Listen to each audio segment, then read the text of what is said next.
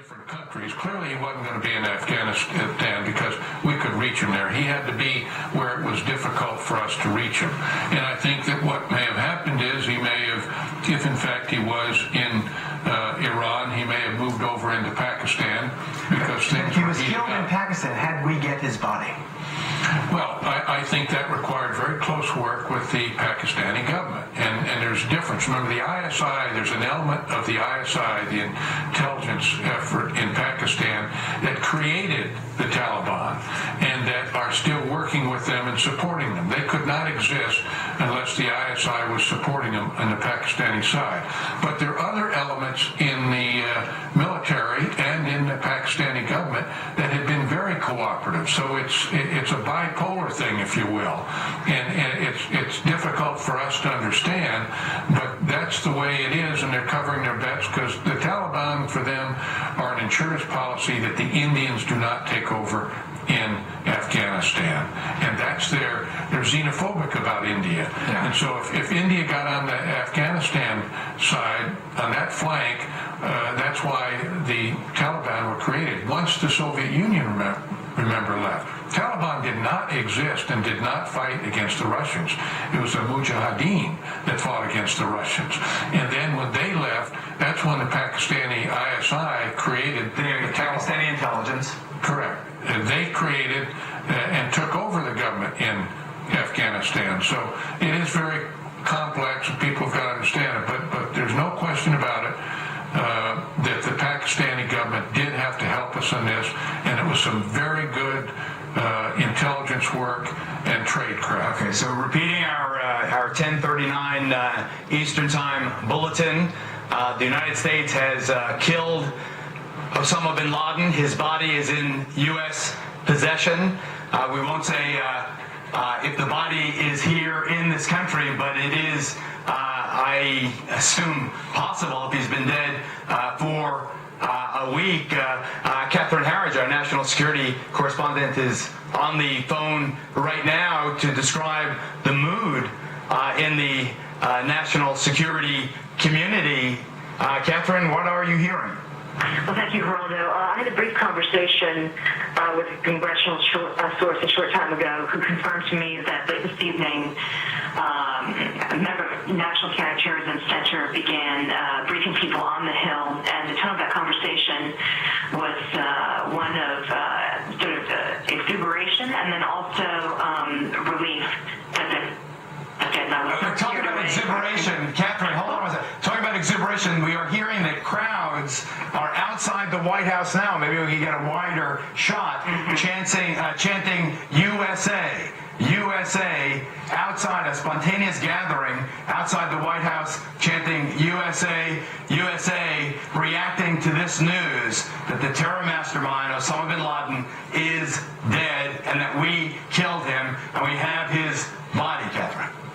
Well, this is extremely important because one of the things that's really been lost in the discussion over the last year is that while the senior al-Qaeda leadership has really been diminished with the heavy pressure of the drone campaign in the tribal areas of Pakistan, I've been briefed by senior counterterrorism officials that it was still bin Laden and that core leadership that was determined to launch a mass casualty attack specifically on Western and American targets. And though they were diminished in their capability, that was still their intent. And with that, they still sought to recruit and to train operatives who could move easily in Western Europe and then also into the United States. So the importance of bin Laden is not only just the figurehead for the movement, but also the fact that his core leadership still remains on trying to strike the United States. But just to sum up what I've learned in the last few minutes, I was told that there was a series of calls by top senior counterterrorism officials to members on the Hill to inform them that in fact bin Laden was dead and that the body had been recovered and that there would be a major announcement by the president to that effect.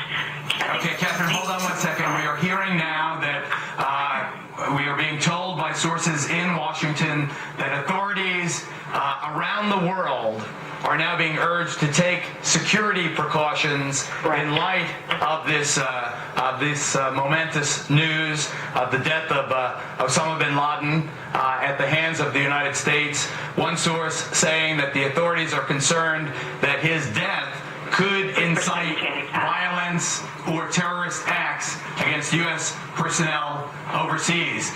We're joined here in the, will shortly be, by Fox News anchor Brett Baer. He has been, as all of us, surprised by the news, delighted by the news. I'm sure I don't want to put words in his mouth, but Brett, what do you think?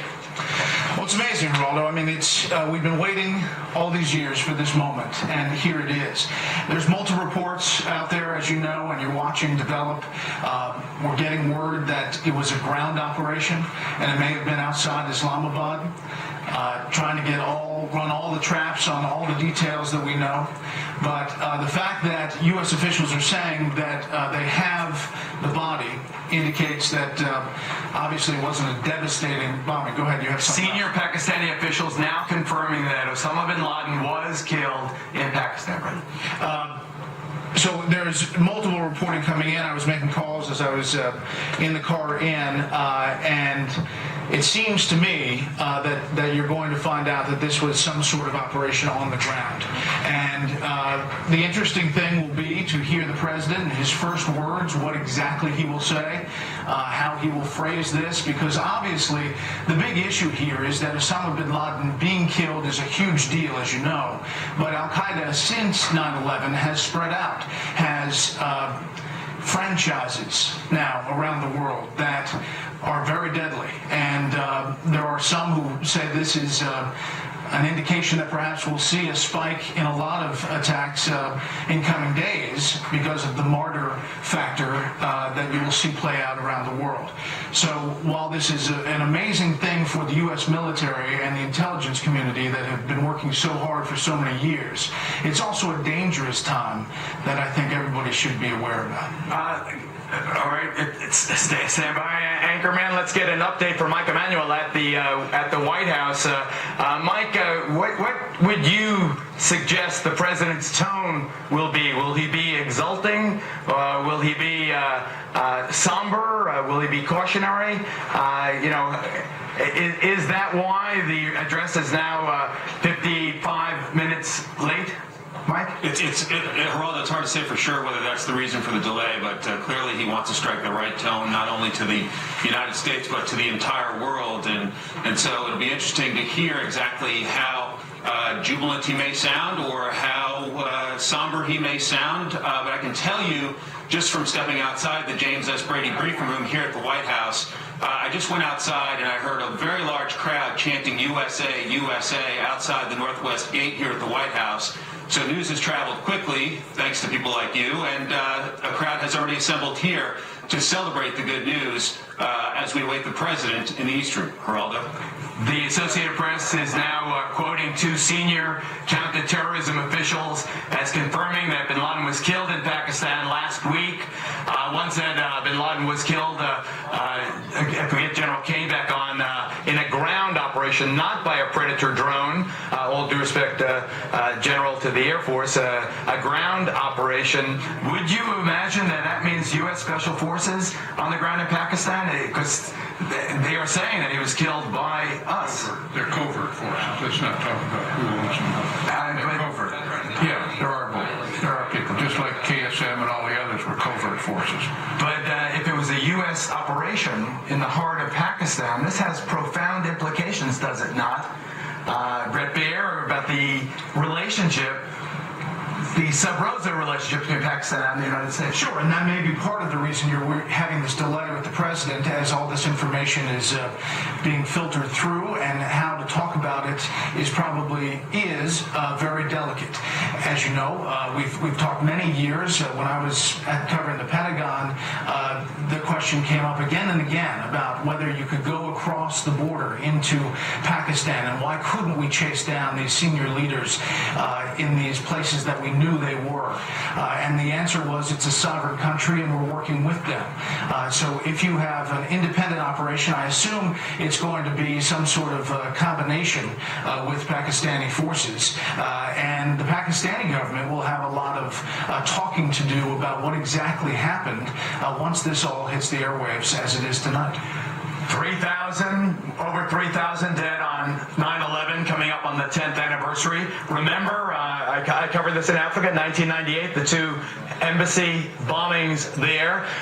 The USS Cole, 17 American sailors killed by Al-Qaeda in that operation. Imagine also, ladies and gentlemen, the billions and billions of U.S. taxpayer dollars that have been spent in response and in reaction to the 9/11 attacks. We have an entire security apparatus that was created in this country and in other countries, particularly in the West, at great sacrifice from the citizens of this and those other lands, all in response and reaction to this awful threat that introduced an element of uncertainty, showed how thin and fragile the fabric of civilization and trust, what it's done to air travel, how it has affected so many lives in so many ways, all of the thousands of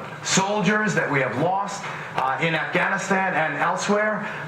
This is, America. This is one of our finest moments. I believe that. I believe that if the president is going to come and tell us that U.S. forces have finally taken out the man who directed all that mayhem, all that suffering, I think that that is just going to be one of the great speeches, perhaps, of his presidency, and maybe one of the most memorable of any recent presidency. Geraldo, it's hard to get your head around how many days, how many weeks, how many months we've been talking about trying to get Osama Bin Laden, and from the beginning, it was always about, do you have any new intelligence? Anything new? I just asked General Petraeus just a few weeks ago in Afghanistan, is there anything? And he said, no, we don't have anything new. That's just a few weeks ago. And do you think he was being? Yeah, I think he was probably holding his cards closer. I can't imagine he just got dealt the lucky inside straight. Sure, but I think these things develop quickly, and I don't think there was a lot of intelligence that was bubbling up.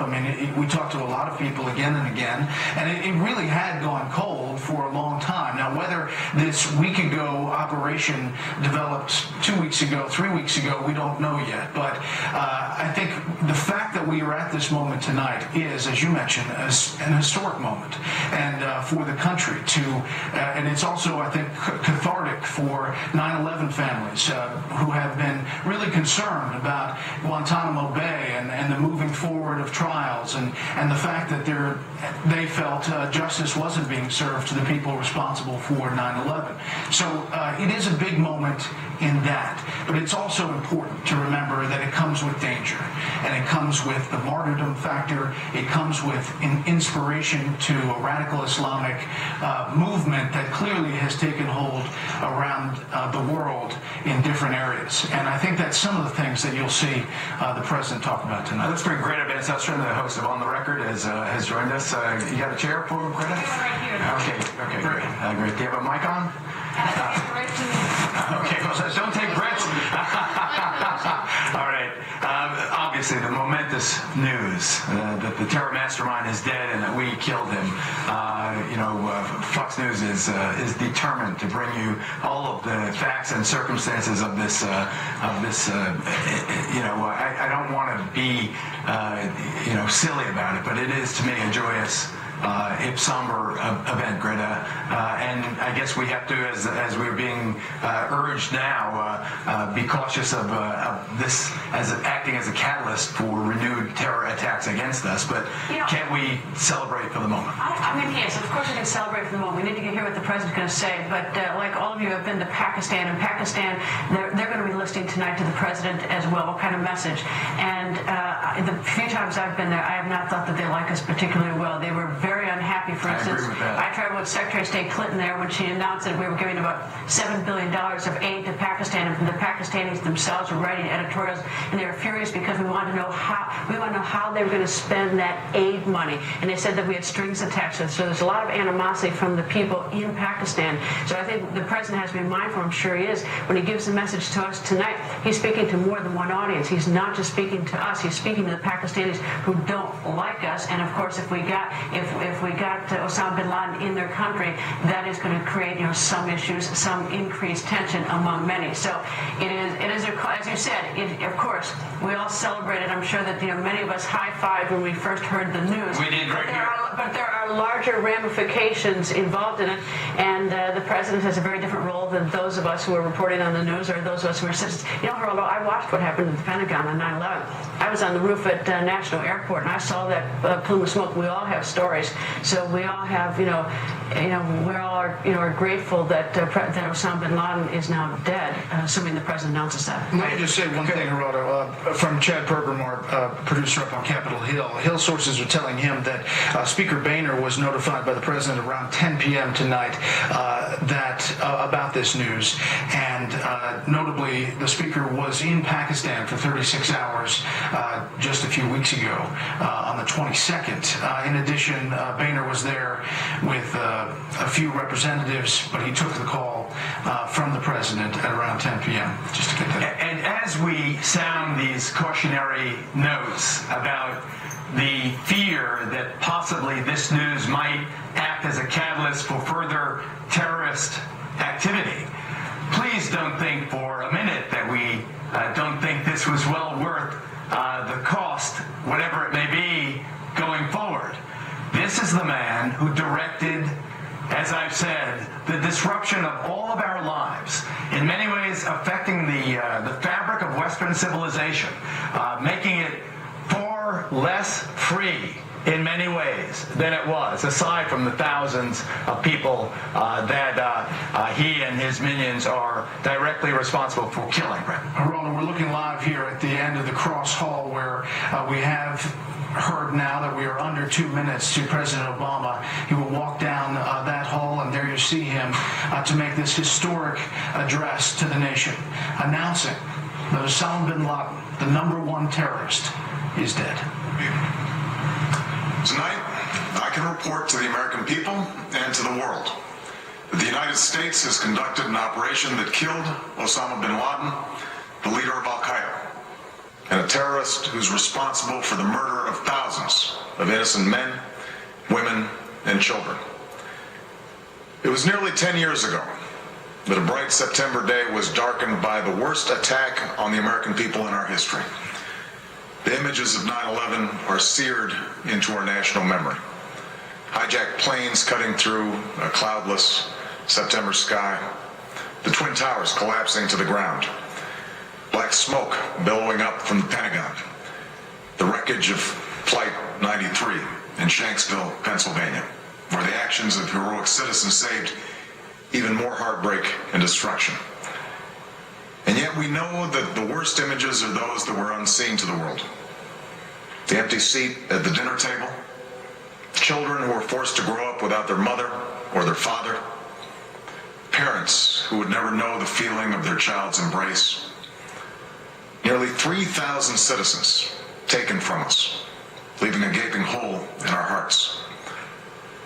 On September 11th, 2001, in our time of grief, the American people came together.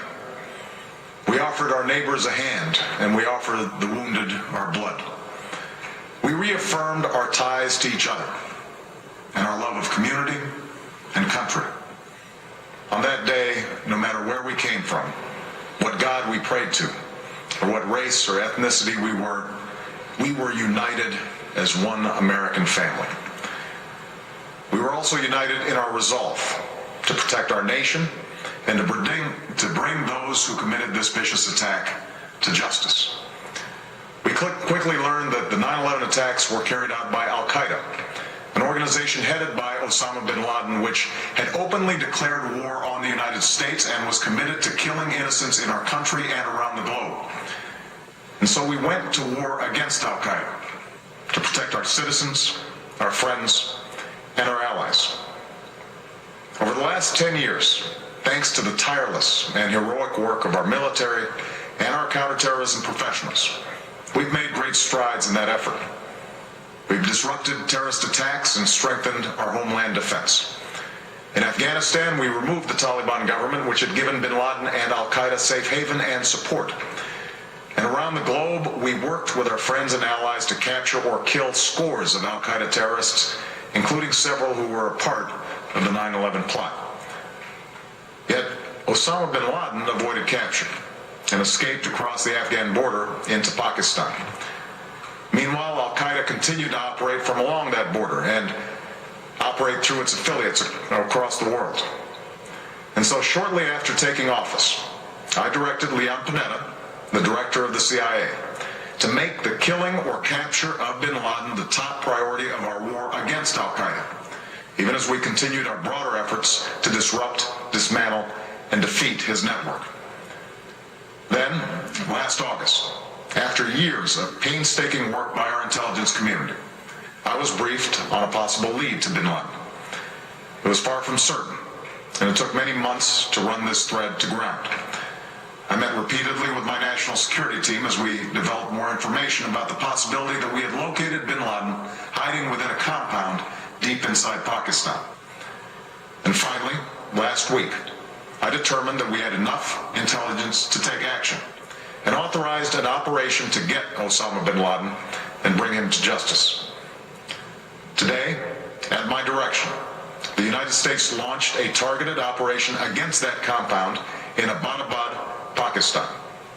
A small team of Americans carried out the operation with extraordinary courage and capability. No Americans were harmed. They took care to avoid civilian casualties.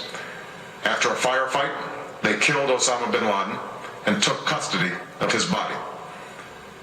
For over 2 decades, bin Laden has been Al-Qaeda's leader and symbol, and has continued to plot attacks against our country and our friends and allies. The death of bin Laden marks the most significant achievement to date in our nation's effort to defeat Al-Qaeda. Yet his death does not mark the end of our effort. There's no doubt that Al-Qaeda will continue to pursue attacks against us. We must, and we will, remain vigilant at home and abroad. As we do, we must also reaffirm that the United States is not and never will be at war with Islam. I've made clear, just as President Bush did shortly after 9/11, that our war is not against Islam. Bin Laden was not a Muslim leader. He was a mass murderer of Muslims. Indeed, Al-Qaeda has slaughtered scores of Muslims in many countries, including our own. So his demise should be welcomed by all who believe in peace and human dignity. Over the years, I've repeatedly made clear that we would take action within Pakistan if we knew where bin Laden was. That is what we've done. But it's important to note that our counterterrorism cooperation with Pakistan helped lead us to bin Laden and the compound where he was hiding. Indeed, bin Laden had declared war against Pakistan as well and ordered attacks against the Pakistani people. Tonight, I called President Zardari, and my team has also spoken with their Pakistani counterparts. They agree that this is a good and historic day for both of our nations. And going forward, it is essential that Pakistan continue to join us in the fight against Al-Qaeda and its affiliates. The American people did not choose this fight. It came to our shores and started with the senseless slaughter of our citizens. After nearly 10 years of service, struggle, and sacrifice, we know well the costs of war. These efforts weigh on me every time I, as Commander-in-Chief, have to sign a letter to a family that has lost a loved one, or look into the eyes of a service member who's been gravely wounded. So Americans understand the costs of war. Yet, as a country, we will never tolerate our security being threatened, nor stand idly by when our people have been killed. We will be relentless in defense of our citizens and our friends and allies. We will be true to the values that make us who we are. And on nights like this one, we can say to those families who have lost loved ones to Al-Qaeda's terror, justice has been done. Tonight we give thanks to the countless intelligence and counterterrorism professionals who've worked tirelessly to achieve this outcome. The American people do not see their work nor know their names, but tonight they feel the satisfaction of their work and the result of their pursuit of justice. We give thanks for the men who carried out this operation, for they exemplify the professionalism, patriotism, and unparalleled courage of those who serve our country. And they are part of a generation that has borne the heaviest share of the burden since that September day. Finally, let me say to the families who lost loved ones on 9/11 that we have never forgotten your loss, nor wavered in our commitment to see that we do whatever it takes to prevent another attack on our shores. And tonight, let us think back to the sense of unity that prevailed on 9/11. I know that it has at times frayed, yet today's achievement is a testament to the greatness of our country and the determination of the American people. The cause of securing our country is not complete, but tonight we are once again reminded that America can do whatever we set our mind to. That is the story of our history. Whether it's the pursuit of prosperity for our people or the struggle for equality for all our citizens, our commitment to stand up for our values abroad, and our sacrifices to make the world a safer place.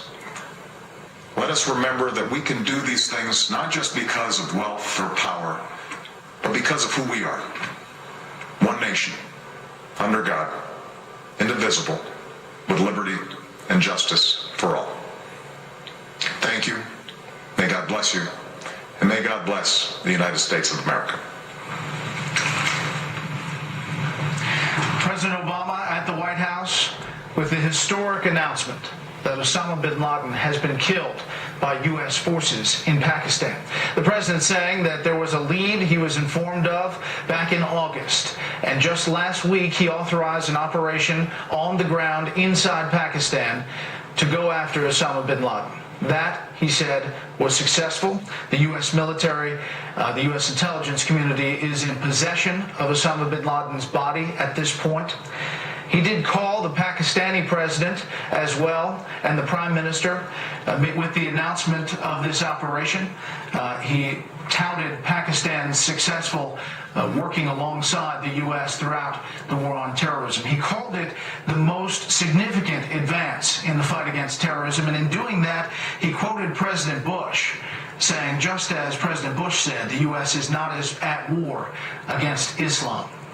He referenced the 9/11 attacks and the emotion around the families looking for justice and unity, and said, this is a step forward, but the U.S. must remain vigilant. A huge announcement on a huge night as Osama bin Laden officially dead by U.S. military, U.S. intelligence community. We don't have all the details, but it was a firefight on the ground in Pakistan. Back with our guests. Geraldo, you took us to this moment. Your thoughts on these remarks and the significance of them?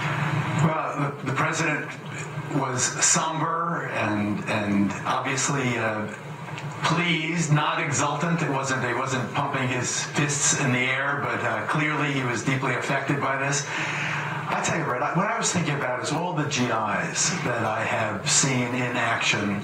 I have pictures in my office of me standing next to GIs that are dead now in Afghanistan and in Iraq.